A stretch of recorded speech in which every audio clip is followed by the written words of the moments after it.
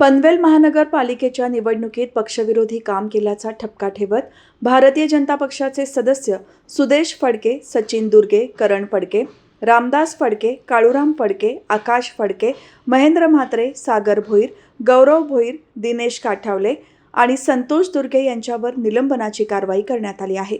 त्यांना 6 वर्षांसाठी पक्षातून निलंबित करण्यात आले आहे. या संदर्भातील अधिकृत पत्र भाजप उत्तर रायगड जिल्हाध्यक्ष अविनाश कोळी यांनी जारी केले आहे.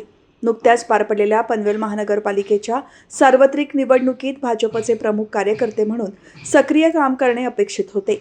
मात्र त्यांनी निवडणुकीदरम्यान भाजपच्या अधिकृत उमेदवारांचे काम न करता विरोधी पक्षाला प्रत्यक्ष आणि अप्रत्यक्षपणे मदत केल्याचे निदर्शनास आले.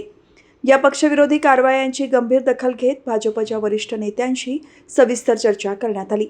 त्यानंतर शिस्तभंगाची कारवाई करत त्यांना 6 वर्षांकरिता भारतीय जनता पार्टीतून निलंबित करण्याचा निर्णय घेण्यात आला असल्याचे पत्रात नमूद करण्यात आले आहे.